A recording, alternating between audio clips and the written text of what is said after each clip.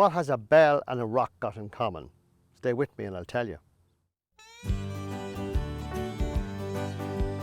Hello, it's Frank again. I've been with you all the way.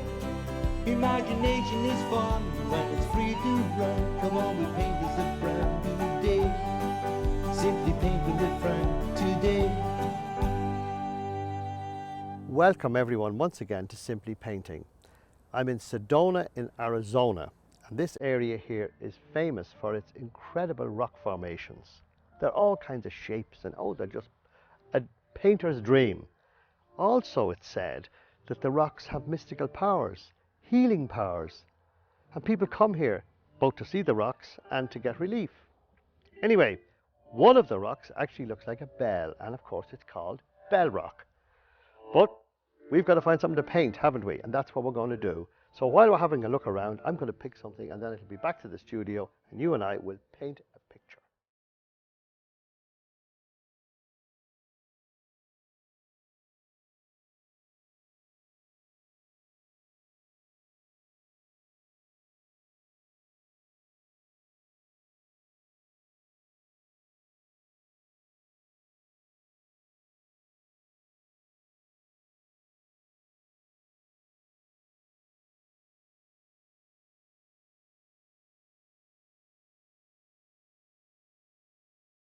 Hello there.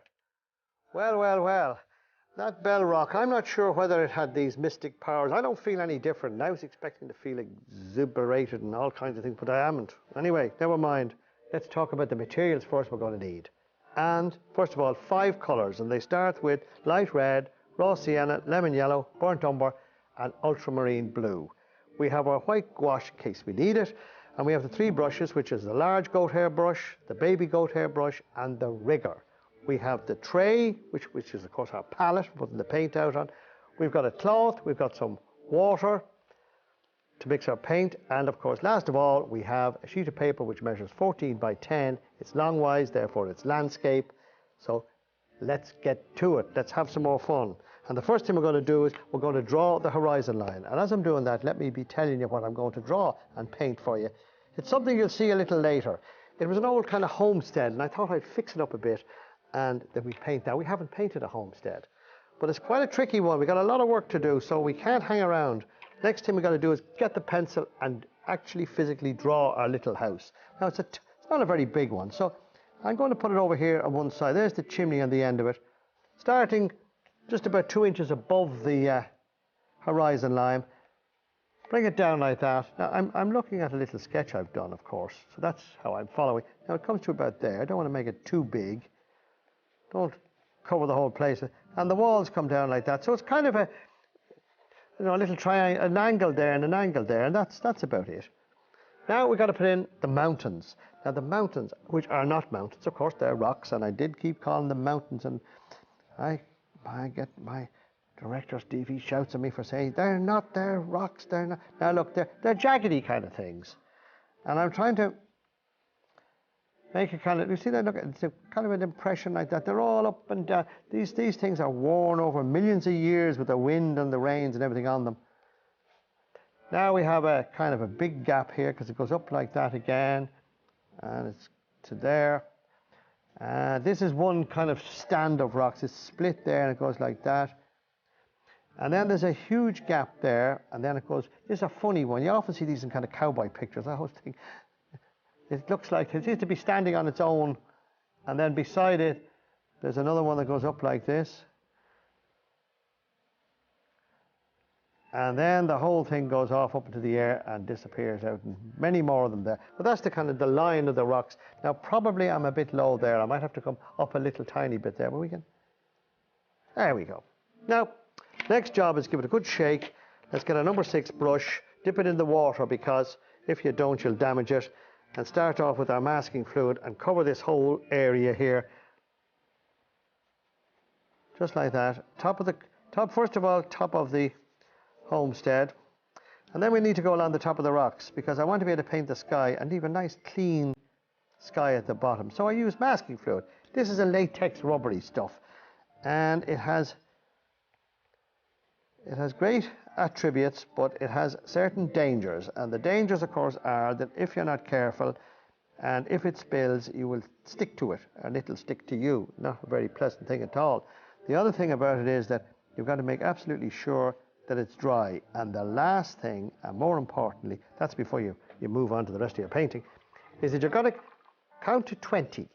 And every time you get to 20, just clean off your brush. And in that way, you won't damage your nice brush. If you don't do that, well, believe me, what will happen is the brush will turn into almost solid rubber. Now these are all just these mountain tops. I want to keep them nice and clean, because we're going to paint a really deep blue sky up on top of this thing. So you see, when I said it was a lot to do, I was right. You know, this is the story of biting off more than you can chew, as they say. We'll be all right. You needn't go so quickly. You can kind of slow up a bit. Maybe you might, towards the end of it, you might say, I'll wait till he's finished and then I'll finish it off. Now I'm putting that back on again there. I got to give this a really good dry. Really good dry.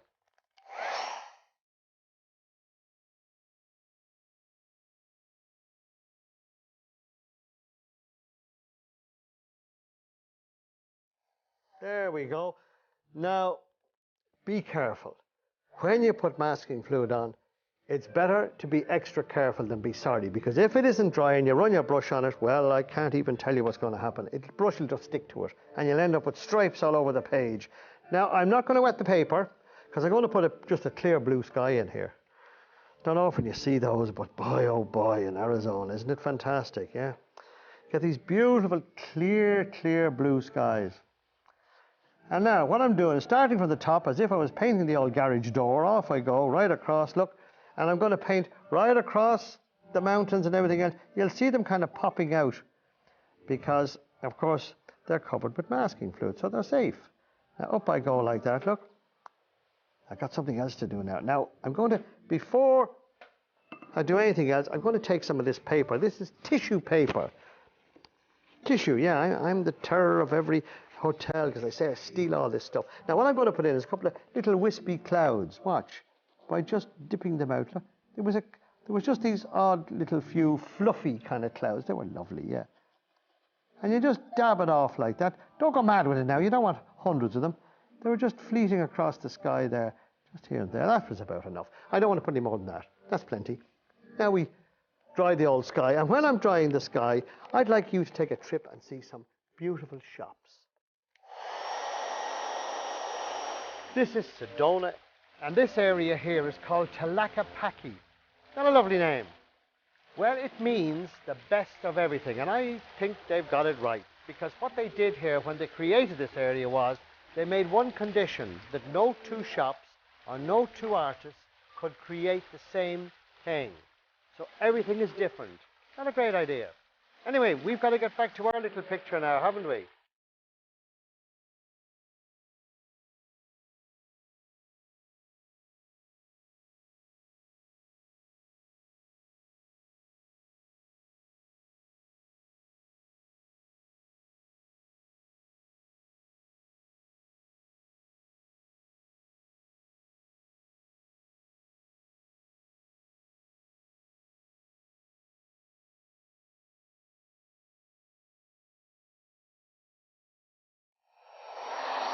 There we are, we got it really dry. Now, did you enjoy that? Wasn't that a beautiful place? Unfortunately, I didn't get a chance to see much of it because we were on the run. Now, I'm going to rub out now the masking fluid. Take it off. And as I'm doing this, I can be telling you that their shops were gorgeous. There was all kinds of art shops, and I met some friends. In fact, some friends of mine dropped by. Frank and Helen, and they also paint, and they were there, they were telling me last winter, they were there around Christmas. Unfortunately, we were there in October, and with our little caravan, I can tell you that with our terror of the tongue, the old Ayatollah himself, I didn't say that, he's a nice man, Steve, but we didn't have much time, and I actually sneaked away and got into some shops, but he found me, dragged me off, yes, off to do more work, but still I like it.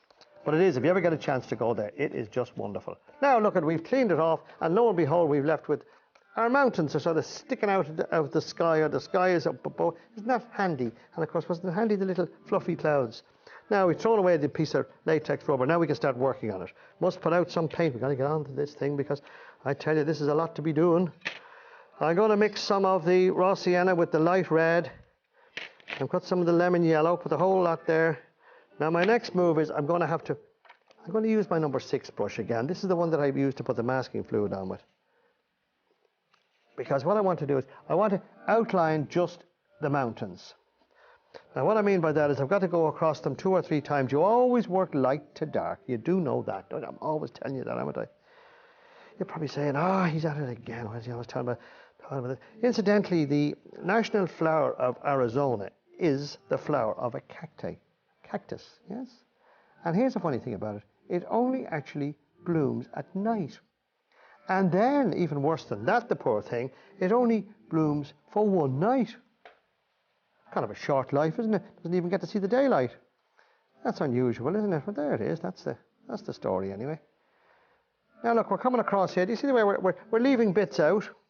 I've mixed some of the light red with the raw sienna, and we're just trying to create one side of these rocks to start with.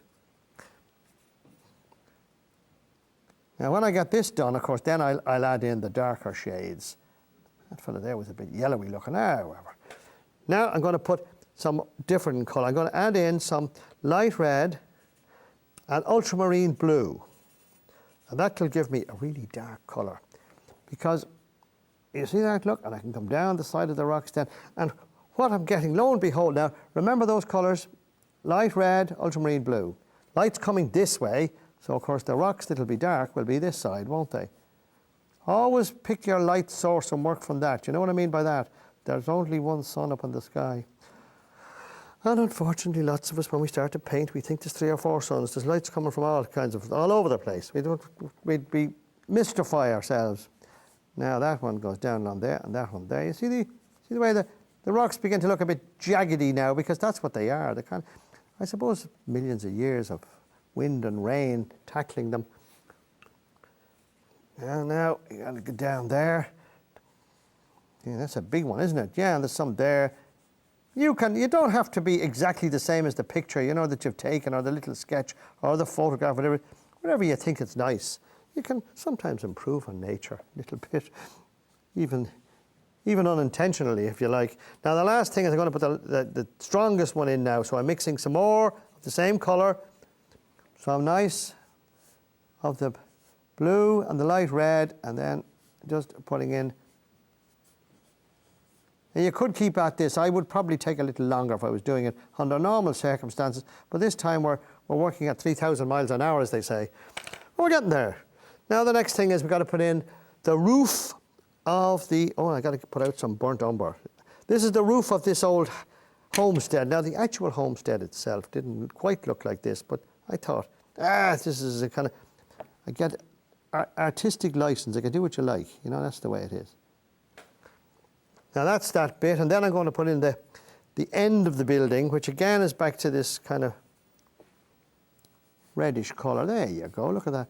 I'll make the logs or the stones. They were made out of stone, these. And then go down the front of it. See that? It's beginning to make shape now, isn't it? I'd say yes. There's a time in every picture when you wish you hadn't started it. And this is probably about the time now. But don't worry, it gets better. It does, because it seems to, you think this is awful. And then all of a sudden, you think, hey, it's not so bad at all. Now I'm going to put in the desert here. So I've got to finish on down, see? And this is raw sienna. I always start light. Don't forget that. You can always add colour, but it's very hard to subtract it. So take my advice. Go light to start and then get dark. Now I've got to do a little drying there, just a little bit.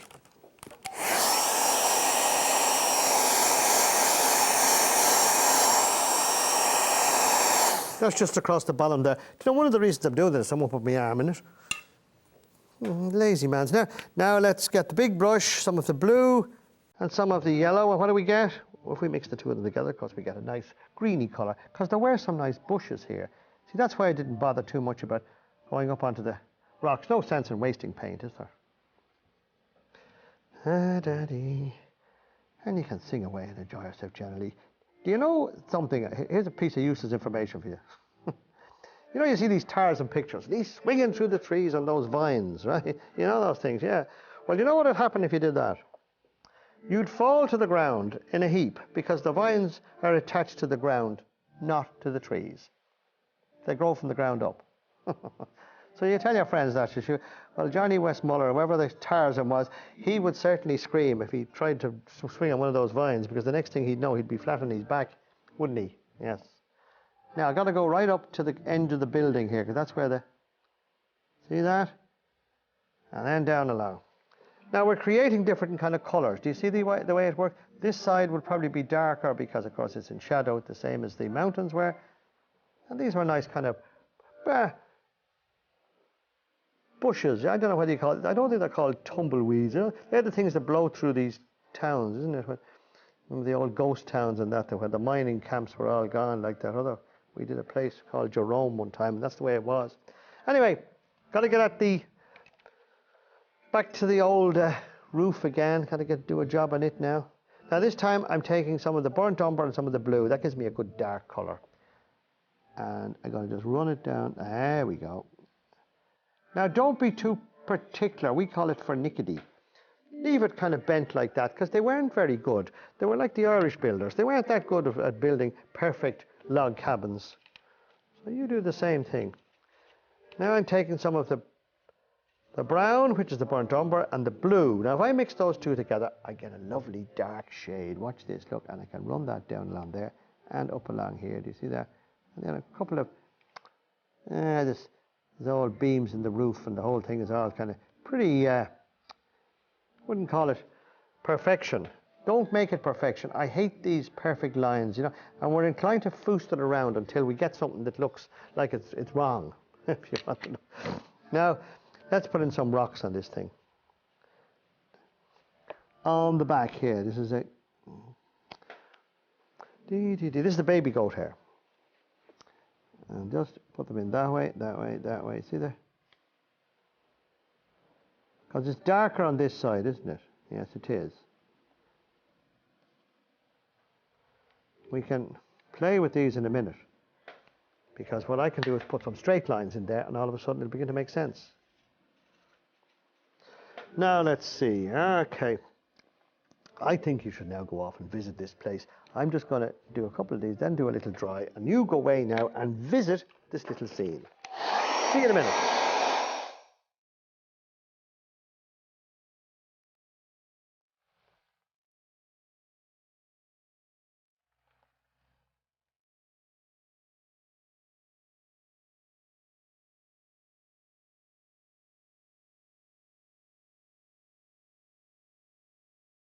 Well, here we are in the middle of Red Rock country, just outside Sedona. And this area here, just behind me here, is an old ranch. It was early 1900s. Small ranchers. Not what I'd like to live in, I might say. And behind that again, these are rock formations, they're not mountains. And how did I know this? Well, Jim, my guide, told me. He also told me that the band that he has on his hat is a rattlesnake skin. And I said, how'd you get that, Jim? And he said, I killed him. I said, well, if I see a rattlesnake, I'll be gone like 300 miles an hour. Anyway, now let us get back to our painting.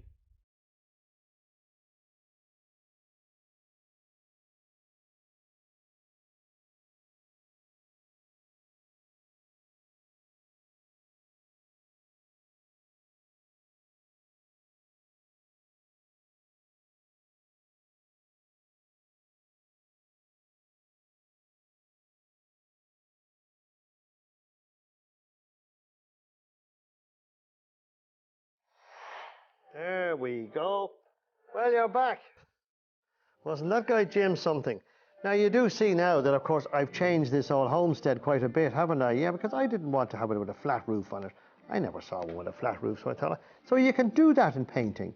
Now, what I'm doing is putting a few of these rocks and things in. See that? And I'm also going to put the door in while I'm at it. It was about there. And once again, I am not being particular. I don't remember a window in this thing, so I'm not going to put one in. Now, I will put a little bit of, just a little dab of paint here and there to just make it look even bucketier, as they say. Now, look at that. Okay, now let's get to it. And Jim, and when he said to me about the rattlesnake, I couldn't believe it. He nearly killed me, by the way. We drove down this thing. It was vertical. You didn't notice it because to you it looked like it wasn't, but I promise you it was. It was extremely severe, that slope. Now I'm going to put a little bit of colour in here. Now I'm taking some of the raw sienna and the burnt umber. You know those two colours there? And the same thing here with the burnt umber because I'm going to put some little highlights in. Just dab it here and there. General kind of dabbing. That's all we're doing. Now I'm going to leave this fairly light here. We're going to put a piece of darkness here and you'll see why in a minute. So I take some of the raw sienna, some of the burnt umber, mix the two together and have a big general swipe down here. Large brush, one wallop. Now you see, by making the brush travel in this direction, I'm giving the impression this little place is up on a bit of a hill, because it was, wasn't it? Yeah, of course it was. And then we're going to get some of the dark brown.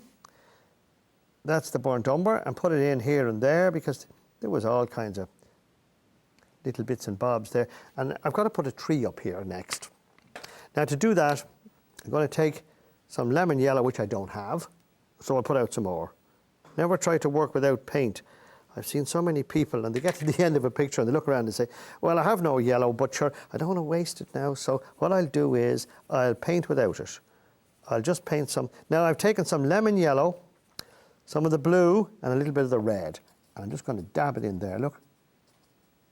This was a tree that was over the top of that quick. This is called stippling. And what I'm doing is I'm using the point of the brush to do this for me. Now I can stipple a bit lighter colour out the front there because of course it is brighter there and it'll be darker at the back. Now this is neat paint. I'm not cleaning the brush or anything else. See that? And then I'm going to just take the rigger and create just an odd little branch here and there. It's easy, isn't it? Do you know, if I'd only known this when I started to paint, I wouldn't have suffered for all those years that I did. I used to think it was difficult to paint. That looks a bit kind of silly because I now have the chimney, the thing growing out of the chimney. There we are. Not bad. Now, next move is, let's change the brush again. This place here, of course, looks extremely empty now. We've got to do something with it, haven't we? So, just put in a few. This was kind of grassy stuff. It was kind of a yellowy colour. So I'm going to use the raw sienna with the large brush pretty close to being dry. Now I've got to also do another swipe down here because, see, if I want this colour here to come up, to show up better, what do? I take some darker colour and paint beside it. And then, of course, it shows it off better. It's called counter change. See that? That's in shadow, and therefore this piece here, it looks nice and bright now, doesn't it? Because there's something here or something here that's throwing a shadow, or it's the rocks or whatever. It's up to yourself.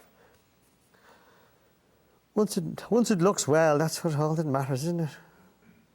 And makes sense. Now we're coming on down. Look, we're getting down to the bottom. Now I could draw in some cactus there. You know these roundy coloured cactus, but they're kind of like this kind of a shape. They're like big ears, like Mickey Mouse ears, you know, and they have spikes coming out of them. And you have to have them all different colours, otherwise they're going to look silly. There was a big clump of them there, wasn't there? These are the things you sit on. You'd know all about it if you did. They're kind of evergreeny and all kinds of shades, and then the spikes come out of them. Now, you can take your time. You don't have to be as quick as me doing this. I mean, I'm going at it like a madman, haven't I? That's because I'll be told in a minute I've got to finish. And see, now just a few little spikes out of it like that, just to show that you don't sit on them. Quick 2 dabs here. And then we're going to be getting Mr. Brush now in a minute and stick him up here. What are we going to do next? Yeah, we got to put this guy in, huh? And then we've got to take our pencil. I wonder, should we put, do you know what, before I do the pencil, let me put one more little dab there, because it looks a bit mean, doesn't it? I'll be shot, he says, but there you go, look at that. Now, Let's get the brush or the old pen up now and do this. And then we take our little mount. This is our piece of cardboard, which, as I say, you can buy this on any framing centre. Off you go. And then I'm going to say, that's all for this lesson. But if you want further information, why not visit my website at simplypainting.com. Bye for now. Slow on lot to you, my friends, until we meet again somewhere. Send a card or two, I'll be thinking of you, and I'll be hoping we'll be back real soon. But until then, let me say, my friends, the pleasure was all the way. And if heart's in your mind, I'm not hard to find. Sure, we can do it again one day. Simply painting with Frank today.